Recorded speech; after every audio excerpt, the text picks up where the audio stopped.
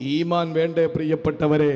ഇന്ന് ഈമാൻ ചുരുങ്ങി പൊതുവെ ഈമാനിനെ പറ്റിയിട്ട് റസൂൽ സല്ലല്ലാഹു അലൈഹി വസല്ലമ തങ്ങൾ പരിചയപ്പെടുത്തിയത് യസീദു വയൻഖുസു എന്നാണ്. ചില ആളുകൾക്ക് ഈമാൻ പരിമിതമാകും, ചില ആളുകൾക്ക് ഈമാൻ പരിധി വിട്ടുപോകും. വിശ്വാസം അതിന് ഏറ്റ വ്യത്യാസമുണ്ട്. അതിന്റെ ഗ്രാഫ് താഴും, അതിന്റെ ഗ്രാഫ് ഉയരും. ഈമാൻ കുറയും, കൂടുന്ന സമയത്താണ് പെട്ടെന്ന് പള്ളിയിലേക്ക് നമ്മൾ വരിക, കുറയുന്ന സമയത്താണ് പള്ളിയിൽ നിന്ന് മാറി നിൽക്കുക. ഈമാൻ കൂടുന്ന സമയത്താണ് അപ്പുറത്തെ വീട്ടിലെ പാപപ്പെട്ടവന്റെ വേദന നമ്മുടെ കണ്ണുനീർത്തുള്ളികളായി കവിൽത്തടത്തിലൂടെ ചാലിട്ട് നയാഗ്ര തീർക്കുന്നത്.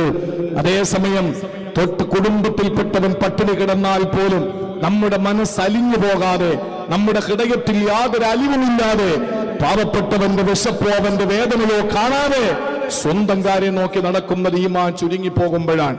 അല്ലാതെ ഈമാൻ ഇല്ലാത്തതിന്റെ കുറവല്ല. ഈമാൻ ചുരുങ്ങിപ്പോകുമ്പോൾ അവൻ പലിശ വാങ്ങാൻ തുടങ്ങും. മോമിനാണ്, പലിശ വാങ്ങും, പക്ഷെ അവന്റെ ഈമാൻ അന്ന് ബലഹീനമാണ്. ഈമാനുണ്ട്, കള്ളു കുടിക്കുന്നുണ്ട്. കള്ളു കുടിക്കുന്നവൻ മോമിനല്ല എന്ന് പറയാൻ പറ്റൂലല്ലോ. അങ്ങനെയാണെങ്കിൽ ആരാ മോമിനാവുക?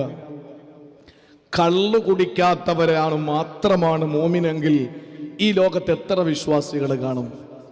നമ്മളൊക്കെ അത്ഭുതത്തോടെ നോക്കി നിന്ന് പോവുകയാണ്. ചില ആളുകൾ മദ്യപാനികളാണെന്ന് പറയുമ്പോൾ അവരും മദ്യപിക്കുമോ എന്ന് മൂക്കത്ത് വിരൽ വെച്ച് പോകത്തക്ക വണ്ണം വേഷം അതിൽ വ്യത്യാസമില്ല, അവരുടെ ഡിഗ്രികൾ വ്യത്യാസമില്ല, അവരുടെ പ്രൊഫഷണൽ വ്യത്യാസമില്ല.